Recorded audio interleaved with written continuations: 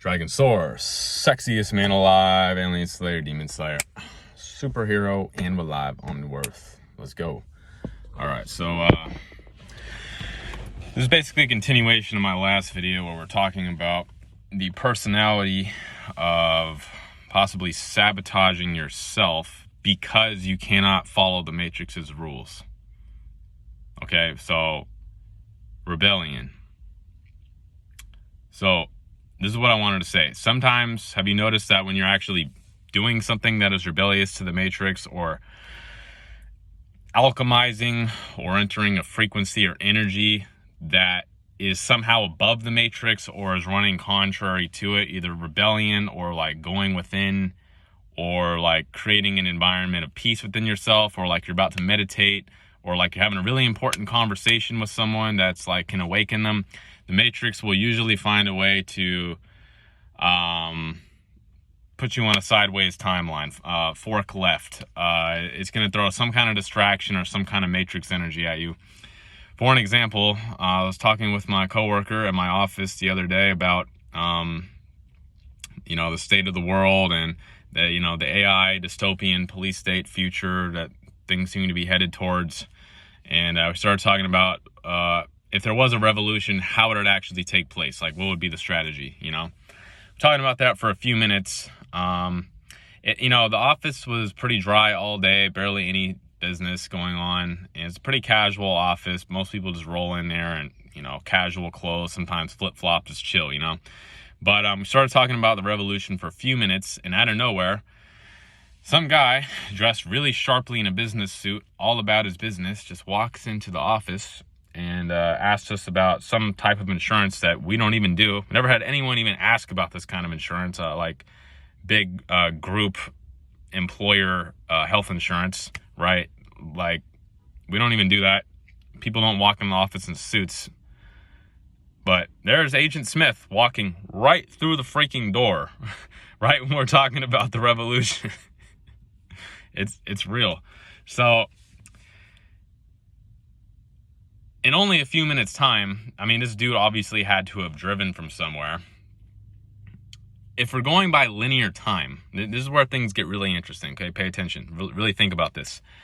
If we're going purely by linear time, cause and effect, how humans interpret it, then how in a few minutes could this man have driven from wherever he came from to be there at that exact moment to cut us off from having an important conversation about the revolution? There wouldn't be enough time, most likely, right? So there's only two possibilities that I can see. One is that we were already on a timeline and the darkness controls time, because time is of the darkness. There's no time in the light. There's no timelines in the light. It's just right here, right now, all the time. So either one, we're on a timeline for that to have happened, so the darkness already knew that was going to happen, so it inserted this dude into that exact point in the timeline and had him start driving over to us before we started talking about it, because it already knew we were going to talk about it. Or two, the second possibility, it's not a fortune-telling, future-seeing timeline sort of deal, but that the Matrix can actually spawn people out of thin air. Like, boom, I'm going to spawn this NPC right here, right now.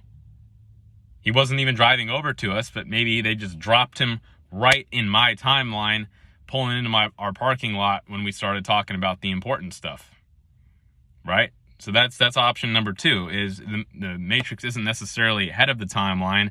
It just recognizes where the energy is going in this present moment, and then it'll drop someone from another timeline into this timeline right now in order to thwart what's going on.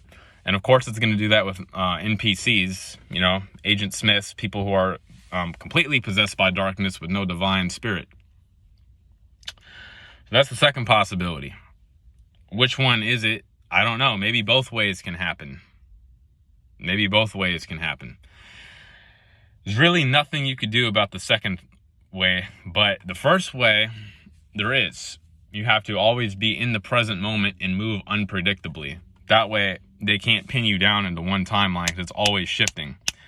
There's this movie called Everything Everywhere All at Once on Netflix, and I hope it's still on Netflix anyway. It's one of the greatest metaphysical movies I've ever seen, and the fact that it really explores like chaos theory and the multiverse, and the way you shift between timelines in that movie is doing something you would never do. That creates a quantum leap. Like it could even be something small, like wearing your shoe on top of your head. That's something you would never do, but it'll create a timeline jump right there because the Matrix can't predict you doing that.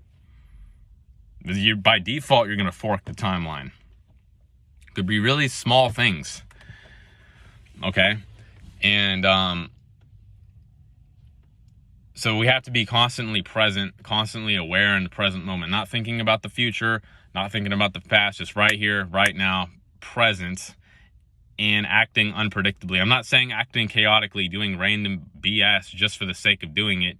I'm saying if you have an impulse to do something, then just do it in that present moment. I mean, obviously don't be reckless, but like be unpredictable. Be present and be unpredictable. And that way the Matrix is never going to be able to pin down your timeline, and it's not going to be able to block you before you even start whatever you're doing. It's not going to be able to take you sideways before you can even get to the end of that road you're trying to go on. You get what I'm saying? So how do we stay present? Well, there's the Mind to Heart drop invented by Ron Amatron of the Creation Light Ship. You can check out www.creationlightship.com for more information about ascension and, escaping the soul reincarnation trap. But anyway, it goes like this. I now command my spirit to take all the thoughts in my head, drop them into my heart, and make me totally real. 5, 4, 3, 2, 1. 5, 4, 3, 2, 1. 5, 4, 3, 2, 1. You have to say it out loud because your spirit does not respond to thoughts, because thoughts are the darkness, which is not of the light, which is your spirit that resides in your heart. Okay, now you're present. You can also do this. Now command my spirit and my body to be fully present on the Creation Light Ship timeline of now. So you see this, I'm trying to line up my fingers, one in the front, slightly to the left, meaning I'm slightly in the past. So I could say realer, realer, realer, realer, realer, realer, or more present, more present, more present, more present, and more present. Okay, so now I've lined up the timelines. I'm totally present. I can also say I now command all of my spirit to be right here, right now in my body. 5, 4, 3, 2, 1. 5, 4, 3, 2, 1, and 5, 4, 3, 2, 1. Okay, if you do that hourly, then the Matrix really can't dick with you nearly as much, because you're going to be peaceful and you're going to be grounded and you're not going to be emitting energy. Okay? And also stay away from people who are clearly possessed by darkness, because it's going to create problems for you. Even if it seems like they're helping you, there's going to be some kind of hidden baggage that comes with it and dicks with you later. So be very careful with who you allow in your circle, and stay present and stay unpredictable. And that's going to give you a better chance of getting where you need to go. And of course, check out creationlightship.com.